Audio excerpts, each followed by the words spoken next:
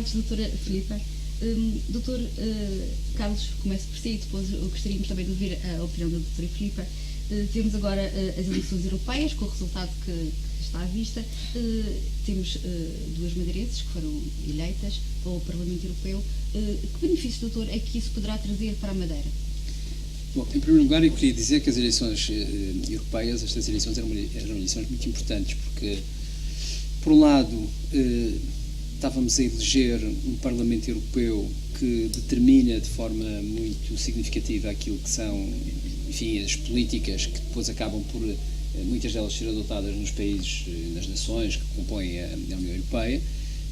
E, portanto, isto é verdadeiramente importante. Eu julgo que os madeirenses todos percebem isto. Nós estamos numa região ultraperiférica que tem relações, obviamente, está inserida e integrada na União Europeia, e as pessoas também muitas vezes pensam que a questão da União Europeia resume-se apenas aos fundos comunitários e aos apoios comunitários, mas é muito mais do que isso. A nossa vida é muitas vezes alterada, condicionada por políticas da União Europeia. Eu lembro, por exemplo, uma coisa que recentemente abalou bastante a agricultura madeirense, por exemplo, que teve a ver com as questões relacionadas com o regime fiscal aplicado aos agricultores de pequena dimensão e familiares, etc.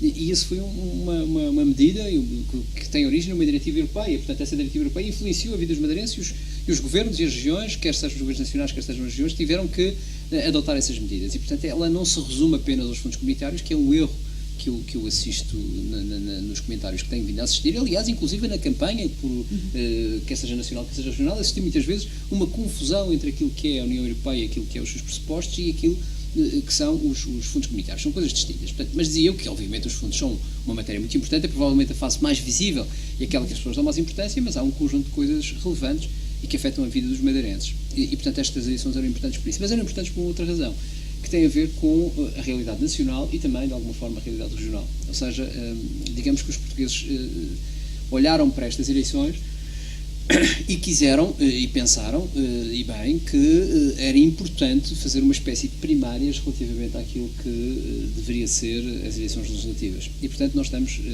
perante resultados no plano nacional e também no plano regional que exigem que os partidos, todos eles que estiveram envolvidos, tirem conclusões sobre esses mesmos resultados. Ou seja, é importante que quer os partidos do governo, quer os partidos da oposição, e nesse caso inclui também o Partido Socialista, façam uma leitura adequada daquilo que foram os resultados e aquilo que é as indicações que o povo deu relativamente a esta matéria. E, portanto, é importante perceber de que forma é que os objetivos de cada um dos partidos foram concretizados ou não, o que implica, eventualmente, alterações de rumo, alterações de estratégia, reflexões sobre o futuro e sobre aquilo que deve ser a abordagem dos partidos. E, portanto, eu acho que, apesar de tudo, foram eleições importantes, que tiveram sinais relevantes e que, infelizmente, não teve a participação que era desejável da população da Madeira e do continente, mas da Madeira em particular, e isso, desde logo, também impede, de alguma forma, uma análise profunda, mais fina, digamos assim, sobre aquilo que os resultados quiseram dizer. Agora, não há dúvida nenhuma que a análise dos resultados de per si e só por si, que os partidos devem fazer e devem fazer essa reflexão, implica que todos eles assumam as responsabilidades perante esses resultados e tenham ações, decisões e opções relativamente a esses mesmos resultados. Doutora Filipa, a abstenção nestas eleições foi um número bastante alto. Isso quer dizer que as pessoas já não acreditam em mudanças, em alternativas? Bem, a abstenção foi o grande vencedor. 66% da abstenção é, de facto, muita gente que não se sente motivada para sair de casa. Embora saibamos que a abstenção nas eleições europeias sempre foi superior às restantes, às legislativas e às autárquicas. Mas, de qualquer maneira, foi, de facto, muito alto. E acho que isto, ontem eu estava a ver os dois partidos, os grandes partidos do lado, o chamado arco de governação, a discutir se tinham perdido muito ou ganho muito. Os três, portanto, o CDS e o PSD com a Aliança e o PS, e estava a pensar cá para mim, será que já pensaram que os dois juntos, tanto o PSD, CDS e PS, que tiveram 50% de 33% ou de 34%, estamos a falar de 2 milhões de pessoas que votaram nos chamados partidos que têm estado desde sempre, nos últimos 40 anos, no poder. E eu acho que isso devia levar a uma reflexão. Em vez de estarem a discutir quem ganhou e quem perdeu, deviam de facto fazer uma reflexão e pensar e rever dentro dos próprios partidos o que é que está a falhar.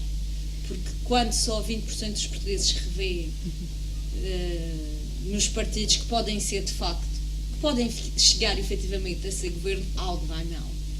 E eu acho que devem fazer uma profunda reflexão, porque as pessoas já não acreditam, as pessoas já não se revêem, estão cansadas.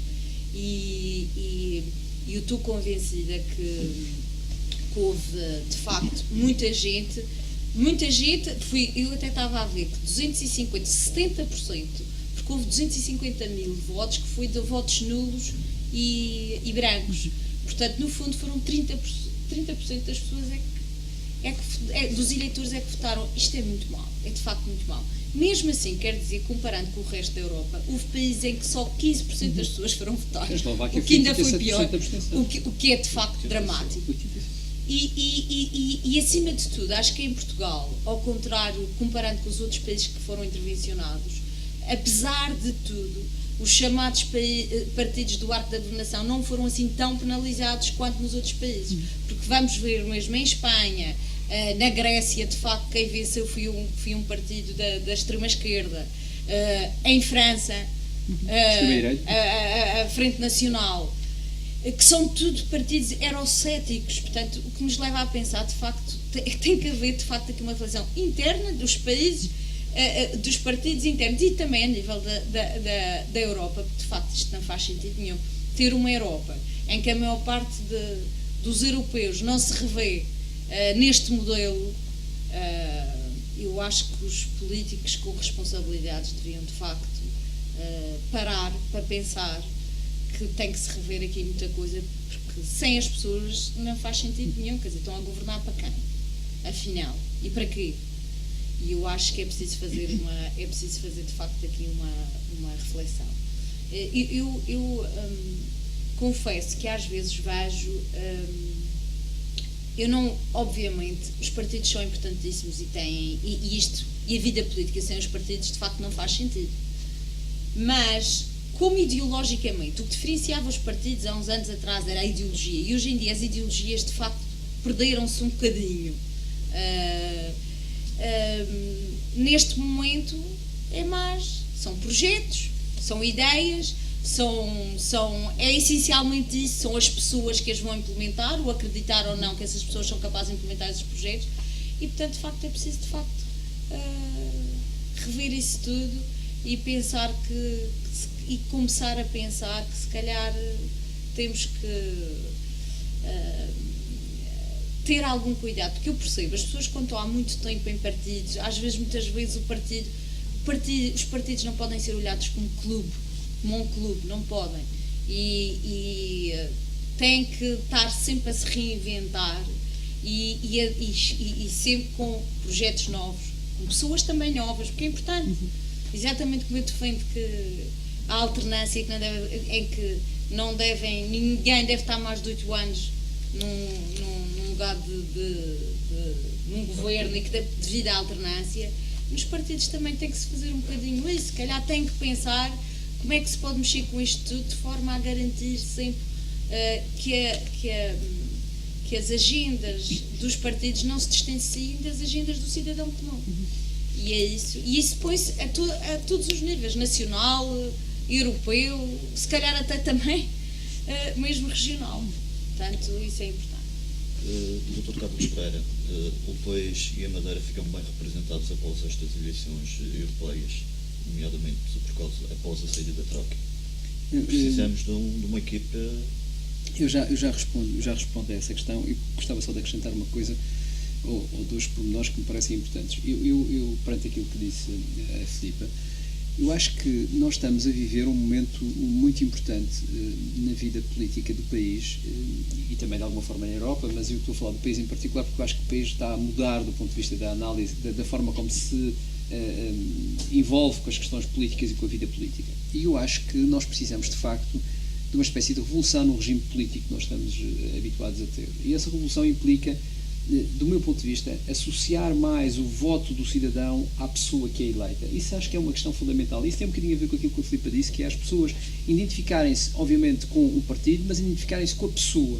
Poderem saber que eu dou o voto para aquela pessoa, não eventualmente para um partido, etc. e tal. Porque isso, porquê? Porque que isto é importante? Porque isto cria-se uma relação direta que é preciso existir entre aquilo que as pessoas querem e aquilo que os partidos põem a funcionar. Ou seja, se eu voto no fulano X, é o fulano X que eu quero, não é o partido XPTO ou Y, não, é aquele fulano, é aquilo que eu quero. Esta relação direta tinha que existir. Existe em alguns países e não existe em Portugal, e eu acho que isso é um caminho que nós tínhamos que prosseguir. Eu defendo esse caminho, eu acho que isso é muito importante, essa relação direta que não existe. Por outro lado, há um perigo que nós temos vindo todos a correr nos últimos anos, que é uma espécie de diabolização da política. Esta diabolização da política tem consequências negativas, não é? As principais consequências negativas é esta abstenção terrível, não é? Porque as pessoas dizem, todo este clima de que os políticos são maus, que são corruptos, que são incompetentes, que são oportunistas, que são, enfim, demagógicos, que são populistas, todo este vocabulário, na maior parte das vezes pejorativo, que é aplicado aos políticos, algumas vezes com razão, outras sem razão, não é? É verdade. Digamos que o escrutínio que os políticos estão sujeitos é tremendo e, portanto, é mais fácil passar esta mensagem de que isto tudo é mau. Mas esta diabolização tem consequências muito negativas. E a principal consequência é a atração das pessoas para o meio, é a atração das pessoas para a política. E, portanto, quando não se consegue atrair pessoas para a política, as coisas começam-se a tornar muito complicadas e muito difíceis, e nós deixamos de ter os bons na política, aqueles que estão preparados para um percurso político para oferecerem aquilo que sabem, das suas competências, do seu saber, à população e à sociedade. E acho que esta diabolização joga muito contra esta atração que é necessária. Aliás, eu lembro-me de uma coisa que penso que todos nós nos lembramos que estudamos, que era a questão dos homens bons. Lembram-se da questão dos homens bons. Os homens bons eram um sistema de funcionamento, não é? De político, em que quem governava a cidade eram os homens bons, que eram escolhidos para aquele é o homem bom, aquele é o homem porquê? Pelo seu estatuto, pela sua forma de estar, pela sua competência, pela sua... Enfim, eram reconhecidos entre eles. Um conselho de sábios, conselho de sábios, exatamente. E, portanto, eu costumo dizer que os partidos devem se reunir de homens bons, mas os homens bons só se associam aos partidos se sentirem que estão confortáveis nos partidos, que não são diabolizados, que não são tratados da maneira que são tratados normalmente até enfim, pela sociedade, pela imprensa, por aí tudo. Eu não estou a fazer disto uma defesa dos políticos e daquilo que se faz. Eu estou a fazer uma defesa do sistema. Nós temos que todos poder assegurar que os homens bons vão entrar nos partidos. Porque eu não concebo também um sistema democrático sem os partidos. Porque sem os partidos é eu ter outro tipo de organizações. E outros tipos de organizações só têm um problema. É que eu não sei quais são os objetivos do outro tipo de organizações. Enquanto os partidos eu sei. Eu vou dar um exemplo, que se calhar jogo contra mim. Mas, por exemplo, um grupo de independentes que se reúne e faz uma lista e concorre a uma coisa qualquer. E a gente diz, vou votar naqueles indivíduos. Mas quais são os objetivos daqueles indivíduos? Eu não sei. Onde é que estão os estatutos de funcionamento daquela gente? O que é que aquela gente quer? Eu não sei. Enquanto os partidos eu sei. E tem uma carta de princípios, tem um conjunto de estatutos, tem um conjunto de regras que são conhecidos de todos. E na maior parte dos casos podem ser chamados à atenção relativamente se falham, se desorientam, se não fazem, etc. Enquanto todo o resto da população pode aderir aos partidos, porque reparem, o Partido Socialista, o PSD, o CDS, todos os outros partidos estão e devem estar com certeza abertos à sociedade. Naturalmente que há depois barreiras à entrada que são estabelecidas, mas a minha opinião... Estava a ver ontem quem estava nas redes nacionais, mas a minha opinião é que os partidos devem se reformatar no sentido de permitir que todos estes homens bons possam entrar dentro dos partidos e possam contribuir com a sua opinião. E, portanto, não se colocar num patamar de distanciamento e dizer, os partidos são tudo uma porcaria, aqui num bando de loucos e não sei o que, não sei quantos, não dá nada. Não. As pessoas têm o dever de dizer, eu quero estar, eu quero participar porque eu sei fazer melhor. E, portanto, têm que vir fazer melhor. Mas têm que fazer melhor, porque muitas vezes também nem sempre fazem melhor. E isso é muito importante que saiba. Nem sempre fazem melhor. E, portanto, eu costumo dizer que este tipo de abordagem é uma abordagem que a população, se nós conseguíssemos passar isso para a população, se conseguíssemos dignificar mais a vida política, e isso obviamente depende dos políticos, têm um contributo a dar nessa matéria, mas dignificar mais a vida política, diabolizar menos os políticos, e com isso significa eles serem mais eficazes e, enfim, haver menos situações que temos vindo a assistir, talvez a vida política ficasse mais saudável e permitiria a atração de mais pessoas. Relativamente à pergunta em particular que fez, eu acho que as listas europeias, eu acho que as listas que são feitas pelos partidos, na maior parte dos casos, enfim, são escolhidas pessoas com competências específicas das matérias e, portanto, todas as pessoas que foram eleitas têm neste momento as competências para fazerem um trabalho adequado na União Europeia em prol da Madeira. Esperemos que naturalmente, no caso das deputadas da Madeira, tenham em atenção a realidade madeirense, tenham em atenção aquilo que são as nossas preocupações e aquilo que são os eixos principais que nos preocupam, que não são apenas os fundos europeus. É bom que todos tenham essa consciência e que possam trabalhar com os partidos, com os governos nacionais, regionais, no sentido de defender os madeirenses. Esse é o único objetivo que eu acho que deve estar na cabeça destas duas deputadas que entraram agora para o Parlamento Europeu. Doutora, a sua opinião agora sobre o papel que se estarão ou não? Bem, as duas candidatas pela Madeira, portanto, em termos de experiência política, uma talvez tenha mais que outra, mas não tem muita. Mas eu acho que o importante aqui é, de facto, dentro dos seus grupos, até porque vão para grupos diferentes em termos de famílias, dentro do Parlamento Europeu, e dentro do seu grupo, da sua lista, a nível nacional, consigam, de facto, sensibilizar, primeiro, dentro do grupo, para as especificidades da região, e depois trabalhar dentro das suas famílias, cada uma dentro das suas famílias, já a nível do Parlamento Europeu, para as especificidades, de facto, das regiões ultraperiféricas, em que também, e associando também às outras instituições que já existem a nível das regiões ultraperiféricas também, trabalhando junto com países que têm também regiões ultraperiféricas. Portanto, tem que fazer aqui um trabalho em várias frentes. Espero que tenham, espero e penso que sim, que terão capacidade para fazê-lo, mas é importante sempre ter isso, ter como prioridade, de facto, as especificidades da região. Por isso que é bom ter duas pessoas da Madeira integrados nessas listas. Dr. Carlos Pereira, há pouco a doutora Filipe falava que era preciso refletir sobre o sistema político. Soube-se também recentemente que a dívida pública portuguesa já atingiu os 132% do PIB. Também é preciso refletir sobre isto, não é? Sim, claro que sim. Isso é um dos aspectos essenciais, até porque, como todos nos lembramos, uma das razões pelo qual nós passámos a ter uma troika, que infelizmente já não temos também no país, foi o tema da dívida pública e do peso da dívida pública no produto interno bruto do país. E, portanto, infelizmente, com estes 2 anos de troika no país, nós não conseguimos reduzir o peso da dívida pública no PIB, mas aumentá-la. É 108% em 2011. Exatamente. Portanto, nós passamos de uma dívida, quando a troika entrou, de 90 e tal % para uma dívida pública na ordem dos 130%. Portanto, isto é, de facto, um retrocesso, é um sinal de que as políticas que foram apresentadas e que foram implementadas no país ao longo destes últimos 2 anos não surtiram efeito nesse particular, no tema do peso da dívida, e, portanto, há aqui um caminho a fazer. Porquê? Porque o peso da dívida condiciona largamente aquilo que são as opções orçamentárias do Governo e condiciona largamente as políticas económicas do Governo. E, portanto, se nós não resolvermos de uma vez por todas o peso que a dívida tem no nosso produto interno bruto, na produção do país, nós temos, de facto, um problema grande para acabar com o nível de austeridade e para acabar com as políticas restritivas que têm existido ao longo dos anos. Ou seja, há uma relação direta entre tudo isto. Se nós não diminuímos o peso da dívida pública, nós continuamos a ter austeridade no país, porque, enfim, é impossível fazê-lo de outra forma. E, portanto, esse tema é um tema central que tem que ser ultrapassado. E a sustentabilidade da dívida pública do país é, do meu ponto de vista, o tema central do país que não está resolvido sequer, de maneira nenhuma. E a saída de Troika não resolveu de maneira nenhuma o problema. O país consegue aguentar uma dívida pública deste nível? Não, o país, a questão é esta. O país está a pagar juros da dívida pública que começaram a diminuir. Nós todos sabemos que a redução dos juros da dívida pública não decorreram das opções do governo nacional, não é? Quer dizer, os juros têm vindo a diminuir. A Grécia até. Grécia, etc. Exatamente. Portanto, e, aliás, a Grécia tem uma dívida pública de 175% do PIB e, portanto, os juros estão a diminuir. Portanto, isto é um movimento que tem a ver basicamente com os especuladores de dívidas soberanas. Diz-se, aliás, há especialistas que dizem que nós estamos perante uma espécie de bolha de dívidas soberanas e que isto pode acontecer, pode-se inverter tudo outra vez, ou seja, nós podemos passar a ter uma escalada de juros e não uma redução como temos vindo a ter, e, portanto, isto pode voltar tudo ao início.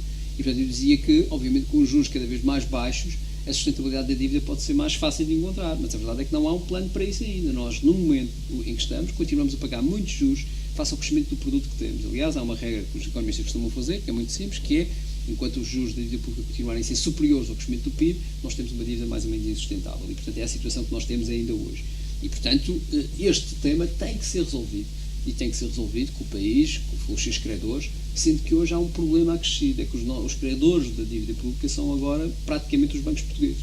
E, portanto, nós não podemos nem perder perdão aos bancos portugueses, não estamos a colocar em causa a própria vida dos bancos portugueses, e aumentar prazos também coloca um problema. Portanto, a situação tornou-se mais complicada, ou seja, a entrada da Troika resolveu o problema da dívida que o país tinha com os credores externos, mas colocou-os aqui, resolveu parcialmente, ou seja, nós assumimos o compromisso e estamos a pagar com eles. E agora temos dívida com credores internos, que a situação penso que é muito mais complexa, e é com certeza muito mais complexa, e é por essa razão que o governo português tem hesitado muito nesta questão da renegociação da dívida, na questão do alargamento de prazos, porque naturalmente sabe que quando fizer isso está a afetar o sistema financeiro português. Mas também é preciso lembrar, e já agora que estamos a falar do sistema financeiro português, que o sistema financeiro português não se tem portado à altura dos desafios, nem tem sido um parceiro à altura da realidade regional, da realidade nacional.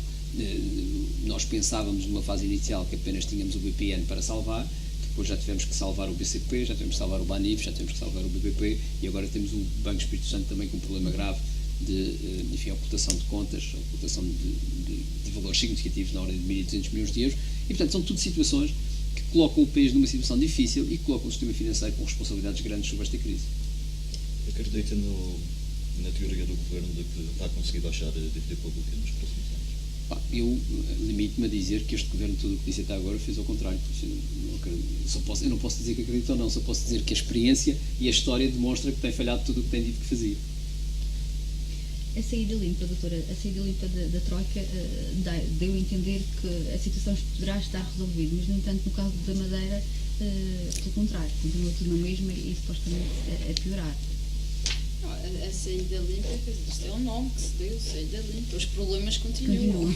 Os problemas continuam lá todos e só houve saída limpa que cá para nós, penso eu, muitos credores, os países credores, a Alemanha e outros países do Norte da Europa, não querem mais continuar a financiar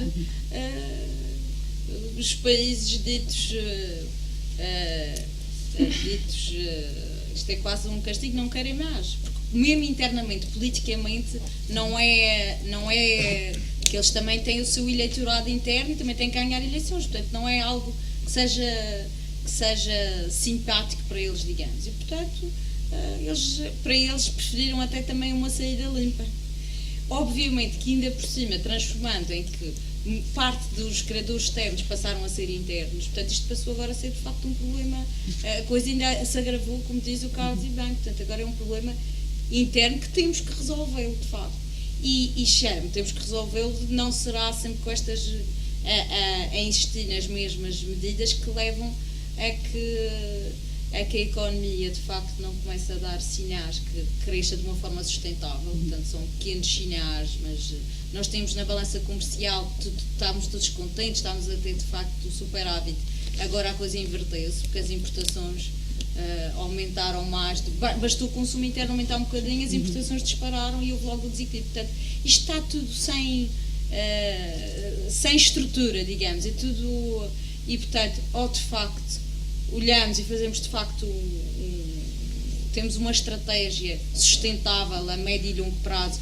feita, se calhar, e aqui tem que ser com muitos partidos, olha, e agora se calhar este resultado se calhar leva-nos a refletir que de facto tem que haver aqui, pelo menos os partidos têm mais responsabilidade de governação e que podem de facto ser, aqui de facto tem que se juntar, ter um projeto, fazer estrategicamente trabalhar em conjunto, porque senão não estou a ver sinceramente, porque se andarmos aqui em que a preocupação principal é ver quem chega lá primeiro e quem tem o poder, quer dizer, aí não vamos a lado nenhum, portanto é preciso de facto fazer um trabalho sério e não pode ser só uma política de corta aqui, corta ali, de remendos, tem que ser uma política bem pensada, estrategicamente, e só assim é que penso que conseguimos ir, mas tem que haver uma mudança muito grande a nível das mentalidades, porque senão é complicado, senão estamos o tempo todo a dar testes uns para os outros e não focamos no que é mais importante. Dr. Carlos Pereira, se a dívida pública portuguesa é preocupante, a regional muito mais. Sim, a dívida pública regional é provavelmente um dos problemas centrais também da região autónoma e que tem sido, do meu ponto de vista, negligenciado pelo Governo. O Governo Regional tem a dívida pública regional, em termos de Maastricht, está aqui umas regras, em termos de Maastricht tem crescido. Porquê? Porque a dívida estava toda desorçamentada, ou seja, nós tínhamos dívida metida em engenharias financeiras, em empresas públicas, enfim, um conjunto de questões que acabaram por isso sendo consolidando ao longo deste processo de plano de ajustamento que nós estamos a fazer, e nós hoje temos já uma dívida que corresponde a quase 90% do PIB ainda, mas que chegará aos 120% do PIB, com certeza, quando a dívida comercial se for passando para a dívida financeira, que é o que estamos a fazer, vai aumentando e, portanto, nós vamos chegar a esse ponto. Mas o que eu queria dizer é que, eu já disse isto aqui, mas também já escrevi isto várias vezes, é que a nossa dívida hoje, nós estamos com um serviço de dívida, em média, o ano passado, por exemplo, foi de 340 milhões de euros.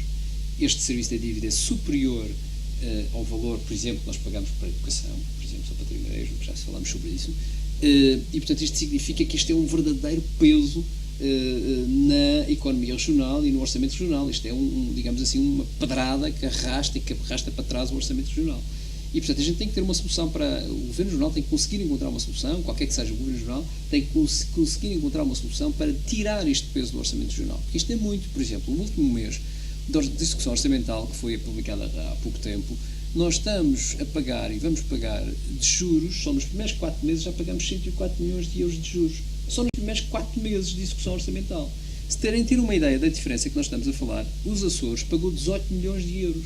Nós pagamos 6 vezes mais de juros e de encargos da dívida pública regional do que pagou os Açores. Portanto, nós estamos a falar de facto de uma coisa colossal. Não é uma brincadeira qualquer, é uma coisa colossal que nos está a afetar bastante a nossa vida e está a afetar as políticas do Governo Regional. Aliás, a despesa corrente aumentou 63% na Madeira, enquanto diminuiu nos Açores 5%, precisamente pelo peso que os juros e as dívidas têm no orçamento regional. E, portanto, a dívida regional é de facto um problema para a Madeira, é de facto uma marcha atrás, digamos assim, no processo de estabilização e de saneamento das contas públicas, e o Governo não tem mostrado nenhuma habilidade para isso. Aliás, o Governo tem um outro problema, é que neste momento precisa de mais dinheiro do que aquilo que lhe foi emprestado. O Governo está a dizer que não, diz que a Madeira terá aquilo que se chama na Madeira uma saída limpa, agora fizeram uma associação, terá uma saída limpa e não precisará de novo resgate. Esta é a questão. A Madeira não precisa de mais nada. Mas a verdade não é essa. O Governo tem uma agenda escondida, porque na verdade a Madeira precisa de mais dinheiro. A Madeira, neste momento, para satisfazer as necessidades que assumiu desde há algum tempo esta parte, precisa de 3.550 milhões de euros. Precisava no final de 2011. 3.550 milhões de euros até 2015. Estes 3.550 milhões de euros eram responsabilidades assumidas pelo Governo Regional. E aqui não estamos a contar com ordenados, com essa coisa, estamos a falar de responsabilidades assumidas. Este dinheiro era fundamental existir e não existia.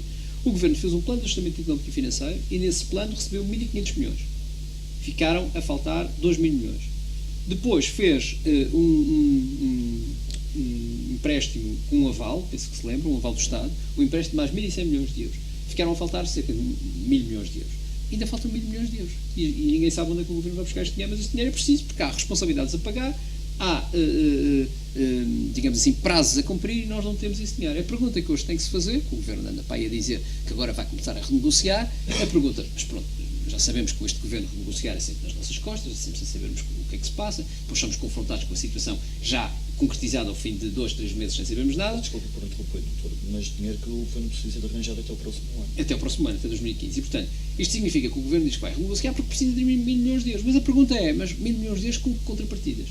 Que condições é que o Governo Nacional, porque é nessa perspectiva que eu acho que está a negociação, que condições o Governo Nacional exige para arranjar mais 1.000 milhões de euros? Vamos ter mais austeridade, vamos ter mais aumento de impostos, vamos ter mais costos de despesa? Não sabemos. Portanto, tudo isto está no segredo dos dedos e é por isso que nós falamos há tempos aqui do documento de estratégia orçamental, que enquanto nós do Plano Nacional podemos comentar isso, ou seja, a Filipe estava a dizer bem, quer dizer, nós tivemos uma saída limpa, mas quer dizer, tudo se mantém como está, nós não sabemos bem o que é que vai acontecer, mas aquilo que está previsto no documento de estratégia orçamental não é nada agradável, é mais do mesmo, como diz o outro, é o mesmo e mais forte, e portanto nós no processo da Madeira nem sabemos, não há documento de estratégia orçamental. Aliás, esta nossa entrevista há de sair na sexta-feira, não é? E portanto, sexta-feira é julgo que é dia 30 de maio. Ora, 30 de maio é precisamente o dia que o Governo Regional devia de apresentar esse documento de estratégia orçamental, que disse publicamente, que até o fim do mês apresentava. Portanto, vamos esperar até dia 30 para ver se esse documento já existe. E, portanto, isto para dizer que nós não temos esse documento, não sabemos se esse dinheiro há de ser arranjado e se o Governo tem uma solução para isso. Se o Governo tem solução, como contrapartidas é que terá. E, portanto, nós estamos perante um problema que tem a ver com o financiamento da região, mas não com o financiamento corrente, mas com o financiamento que existe para pagar a dívida completamente irresponsável que foi feita por este Governo. E isso está a afetar seriamente toda a vida pública e regional. Está a afetar a educação, está a afetar a saúde, está a afetar o desporto, está a afetar toda a gente. Estão a afetar as escolas, estão a afetar as famílias que estão a pagar mais impostos, enfim. Esta dívida é, de facto, a origem dos nossos problemas. E quando nós vamos ver para que é que servia esta dívida, foi construir elefantes brancos, como nós sabemos.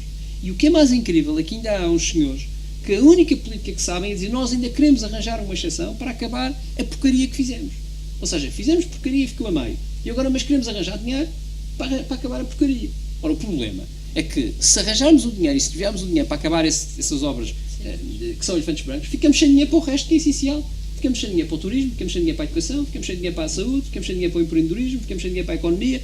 Estas aqui é que são as opções que o Governo está a oferecer. Este Governo oferece mais do mesmo. Ao fim de 2 anos de resgate... Está a falar na intenção do Governo Regional e do Governo da República de conseguir... Estou precisamente a falar disso. Estou Acabar. precisamente a falar disso e a dizer que isso é uma irresponsabilidade e um crime à economia regional e ao orçamento regional. Eu acho que, neste momento, honestamente, a minha opinião é que as obras que estão por acabar devia ser feito uma análise profunda e uma espécie de referendo à população sobre se essas obras devem ou não acabar. Porque eu tenho sérias dúvidas da utilidade e da prioridade dessas obras. Há muitas obras, eu admito que hajam obras que sejam absolutamente essenciais, admito e nem sequer vou dizer que não, mas a lista de obras que todos nós conhecemos, eu acho absolutamente difícil que elas sejam absolutamente prioritárias. A Madeira tem graves problemas de financiamento para a questão do turismo, tem graves problemas de financiamento da educação, tem graves problemas de financiamento da saúde, tem graves problemas de financiamento do investimento público nestas áreas e não nas obras públicas, e até porque estas obras públicas têm outro problema, é que não criam emprego. Estas obras públicas são obras públicas que utilizam muita tecnologia e muito poucos recursos humanos. E, portanto, só queria na altura que estão a ser feitas. Só queria na altura, e mesmo nessa altura são poucas. Mesmo são poucas, Filipe. Se tu vais ali, se nós vamos ali, um exercício que as pessoas deviam de fazer, vão ali observar as obras que estão a fazer no Porto e vejam quantos trabalhadores lá estão. Estão meia dúzia de trabalhadores. Estão máquinas, sobretudo. Aquilo é sobretudo capital intensivo, não é de recursos humanos. Mas tens o efeito indireto. Muito bem, então, mas do ponto de vista prático, o dinheiro que se derrama... Não, é só nessa altura. O dinheiro que se derrama é excessivo para as consequências. E, portanto, além do mais, acho que a prioridade já não são essas obras públicas, são outras coisas. E eu acho que é um crime à região, é um crime ao orçamento regional, é um crime às pessoas, aos madeirenses, estarem a insistir em acabar obras que não têm prioridade. É preciso. Admito que se possa acabar daqui a 10 anos, daqui a 20. Não, e temos que aproveitar esse dinheiro para lançar um novo modelo económico. Novo modelo, mudar completamente. Saturou. Senão... Assumir que essas obras não são para acabar também seria assumir que o dinheiro foi deitado fora. Eu acho que se for preciso, meu caro amigo, eu acho que se for preciso, e eu sei a responsabilidade que estou a passar ao dizer isto, mas eu acho que se for preciso assumir a responsabilidade de que aquela obra foi mal planeada, não é prioritária e o dinheiro ainda está fora, eu acho que nós devíamos não fazê-la. E, portanto, essa coragem os governantes têm que ter. Porque isto é ser sério perante os madeirenses, é ser sério perante a população. Porque se é para acabar a obra só para enxatar dinheiro nos empreiteiros, porque ainda por cima são meia dúzia de empreiteiros, isso não vale nada. Os madeirenses não querem isso. Eu prefiro agarrar nos 10, 20, 30, 40, 100 milhões de euros e apostar numa educação, apostar na saúde, apostar num hospital. Enfim, há N coisas que se pode fazer com esse dinheiro. E quando o custo de oportunidade, que é este o conceito importante, quando o custo de oportunidade é muito elevado, ou seja, eu gasto lá, não gasto no outro lado, e obviamente ali não tenho efeito nenhum, e no outro lado posso ter muito, então aí a solução é óbvia para mim. Ou seja, se eu fosse governante hoje, eu tinha que avaliar esse custo de oportunidade. Quer dizer, eu vou gastar 100 milhões de euros numa obra que liga meia dúzia de casas, ou vou gastar 100 milhões de euros, por exemplo, na promoção do turismo. O que é que eu ganho com um e com o outro? E essa análise é que é uma análise objetiva que tem que ser feita e os governantes têm que ter coragem de fazê-la. Doutor Filipe, no entanto, o que acontece aqui na Madeira é que temos um presidente de um governo regional que diz que acredita que as obras geram emprego e são boas para aquele meio. É assim, eu acho que estas obras, aliás, isso é que foi o grande erro. Há 10 anos atrás, quando devíamos ter invertido, já começado a pensar no outro modelo económico mais sustentável no médio e longo prazo. Eu acho que se tentou foi manter a economia aquecida com essas obras, mas sem pensar qual era o objetivo, se justificava esse investimento, inclusive quais eram os custos que esses investimentos iam acarretar no futuro, porque a verdade é que a gente agora até vê coisas que foram feitas, estão fechadas, porque não há dinheiro para pagar a manutenção. Portanto, isso tudo tinha que ter sido equacionado. A lógica foi, vamos aproveitar os fundos comunitários, basicamente foi isso, manter a economia aquecida, manter aqui o... Mas o problema obviamente... é que aproveitamos os fundos comunitários, muitos delas foi feito sem fundos comunitários, que é mais grave. E não podia ter sido isso. Tinha que, de facto, ter pensado no futuro o que é que se justificava fazer em termos de investimento e ter aproveitado esse dinheiro, de facto, para lançar as novas bases do novo modelo económico. E não se fez. E se agora, porque temos que pensar que para o futuro estes fundos vão ser cada vez mais reduzidos. Se não aproveitamos agora este novo quadro 2014-2020 e não aplicamos bem, então, sinceramente, vejo com muita dificuldade se agora, depois disto tudo, não se consegue, depois de já ter visto o fim os erros do passado, que eu digo sempre, o passado só serve se nós aprendermos com os erros e para corrigirmos para a frente.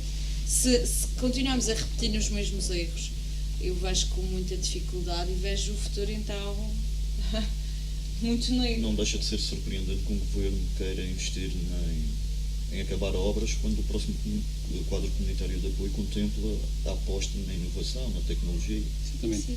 É uma inversão completa e é, como diz a Filipe bem, assustador. Nós sabemos que isto não pode ser mais uma oportunidade perdida.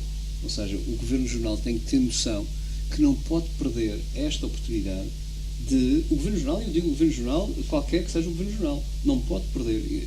Aliás, eu acho que este Governo Regional vai perder essa oportunidade. Se for este Governo Regional, com esta gente, com estes protagonistas, com este modus operandi que nós estamos habituados e que conhecemos, e com as influências que alguns setores económicos têm neste Governo, eu estou convencido que o registro vai ser o mesmo. E este é que é o problema que os madeirenses têm que perceber. É que nós, para mudarmos de regime e de modelo, precisamos de mudar de protagonistas, porque senão não mudamos. Porque estes protagonistas que de alguma forma controlam a economia regional, ou controlam uma parte da economia regional, têm um padrão digamos assim, de empresarial, que é um padrão empresarial que casa bem com esta história do botão e não casa muito com a história do empreendedorismo, da educação, e o botão é mais fácil. do turismo, e o botão é mais fácil. E, portanto, isto é muito importante. E, portanto, só uma alteração completa de regime, só uma alteração completa de protagonistas é que é possível pensar que aquilo que são as orientações básicas do Horizonte 2020 e, portanto, dos novos fundos comunitários podem ter uma materialização específica neste Governo Regional. E, portanto, daí que eu acho que este Governo já nem tem legitimidade, honestamente, eu acho que este Governo já nem tem legitimidade para dizer que quer acabar as obras do passado. Este Governo está a um ano do fim de mandato, talvez menos as turbulências do PSD derem aquilo que todos nós esperamos, o que significa que teremos eleições para aí em março. Se tivermos eleições em março, estamos muito menos de um ano para acabar este mandato. E, portanto, já não tem legitimidade para andar a falar com governos da República, com governos europeus, sobre a questão do dinheiro, da utilização do próximo fundo quadro comunitário, que será de 2014 a 2020.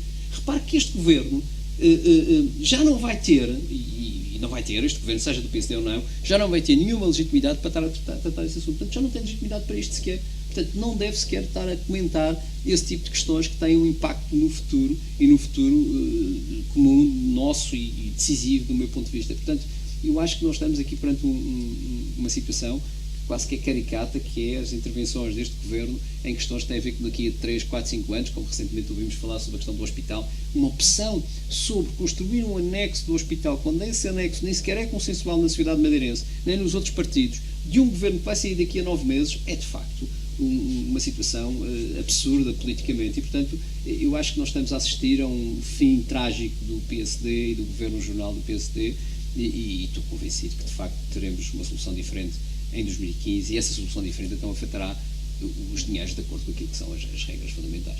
O doutor acredita que, independentemente de quem venha a liderar o PSD está em processo de eleições internas, que o rumo vai ser sempre o mesmo? Sim, eu infelizmente tenho uma ideia que aquilo que são os candidatos que o PSD apresentou são todos produtos do jardinismo. Não há nenhum deles que não seja produto do jardinismo. Goste-se mais ou menos de um estilo, goste-se menos ou menos de uma forma de estar, seja-se mais ou menos insultuoso.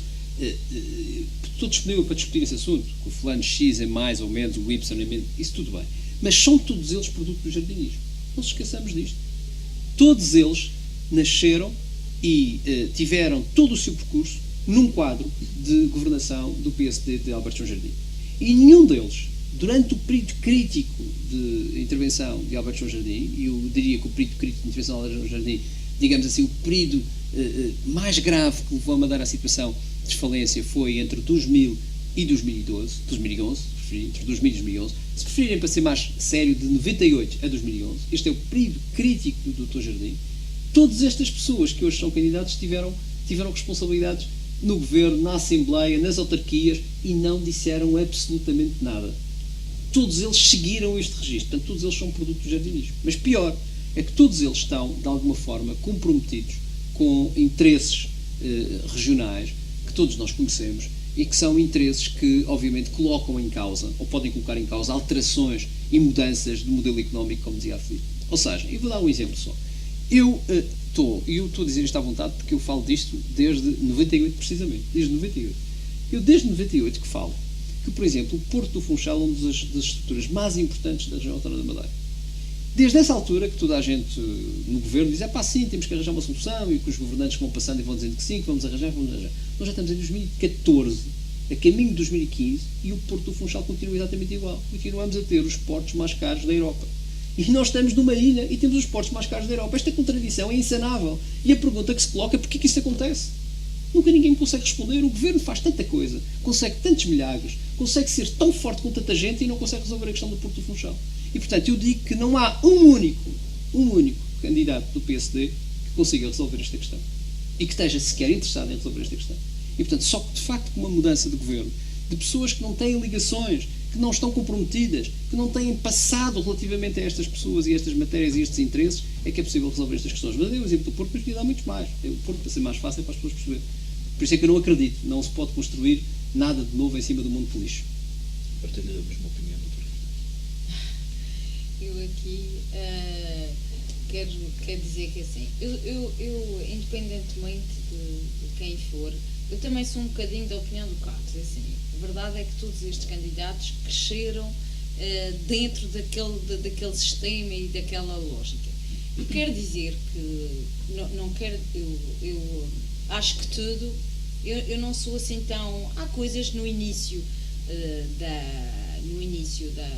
governação do Dr. Alberto Jardim que eu acho que até foram coisas bem feitas. O problema foi que aí isto tem a ver com a renovação. A verdade é que, se a gente olhar, foram sempre as mesmas caras nestes 30 anos. Foram os mesmos secretários, foram os mesmos, quer dizer, houve muito pouca alteração.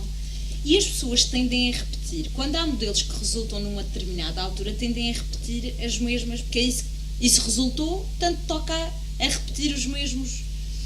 E esse é que é o grande problema, porque as coisas estão a mudar. E às vezes o que resulta num determinado período, numa determinada conjuntura, que faz sentido, noutra já não faz. E é por isso é preciso estar atento aos sinais da mudança. Tem que se ter alguma visão para a frente. Tem que não se fechar num determinado, porque às vezes o que acontece, as pessoas que contam há muitos anos, fecham-se ali, eu digo que fecham-se nos corredores do poder e deixam de ver o que se passa à volta e já só consultam determinadas pessoas que no fundo acabam por já quase pensar todas sempre da mesma maneira e dizem que sempre que sim. E de facto eu acho que foi um pouco o que por isso é que eu também tenho dúvidas se pessoas, a não ser de facto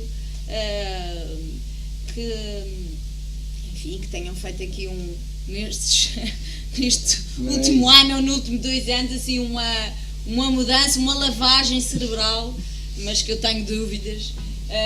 Senão, de facto, também temo que venham com demasiadas e também com demasiados com as cabeças demasiado formatadas para um determinado governo. Também temo isso. Não vai ser sempre do mesmo, não sei. Sabe que assim, a verdade é que estes últimos 40 anos na Madeira, mesmo, repara, eu digo que as pessoas que não olharam para fora e que se basearam sempre neste modelo, também o que viram foi sempre isto, e isto serve também para a oposição. Vi foi sempre este modelo, um modelo um bocadinho onde as pessoas. Se há coisa que me assusta mais, e eu confesso até quando me meti, enfim, nesta aventura da Câmara, uma das minhas principais razões foi para as pessoas poderem livremente expressar as suas opiniões. E porque eu acho que é da diversidade das ideias que saem as melhores soluções, sempre. E esta coisa depende, e é isto que eu acho que na sociedade madeirista ficou, desde os 40 anos também ficou isso. As pessoas têm medo de dar a sua opinião, têm medo de pensar diferente, têm medo, e isso é muito mau. Acho que é muito mau, muito mau. E eu não sei se estes candidatos que viveram estes anos todos dessa forma estão preparados para haver essa abertura. Eu acho fundamental haver essa abertura. E principalmente não haver o medo, que é a coisa pior que existe numa sociedade. É as pessoas terem medo de dar a sua opinião com medo de algum tipo de sanção. E às vezes até pode... Mas há de facto esse clima. As pessoas... O que interessa, eu digo sempre, as pessoas têm que ser livres de dar a sua opinião. Acho que isso é essencial. E depois, outra coisa que é importante, que eu também noto, que às vezes é mais importante, é a lealdade. E a lealdade é só importante para com os funchalenses, com as pessoas que nós governamos. Essa é a principal lealdade, é a primeira lealdade. Porque, claro que temos que ter lealdade com o grupo em que trabalhamos, mas tem que haver também competência para fazer as coisas. Porque se não houver competência, só a lealdade não chega. E às vezes, eu penso que muitas vezes, mesmo a nível aqui do governo, primeiro eram os que diziam que sempre sim. Quer dizer, eu acho que dar uma opinião diferente não é ser desleal. Ao contrário, eu acho que até é ajudar muitas vezes. Justamente poderá haver a ideia de não querer ir contra a outra ideia. Pois, mas uma sociedade democrática e amadurecida é exatamente uma sociedade. A democracia é isto, é as pessoas poderem expressar livremente as suas opiniões e encontrarmos soluções que se calhar vêm do conjunto destas ideias, porque as melhores soluções saem de facto. Quanto mais diferentes forem as opiniões e as ideias, vistas de diferentes perspectivas, às vezes melhor é a solução que se encontra. E é isso que eu acho que na sociedade madeirense, e se calhar, mas aqui essencialmente, tivemos 40 anos sempre no mesmo registro, que é muito importante, qualquer que seja o governo que venha, que se perceba e saiba isso. E entenda isto.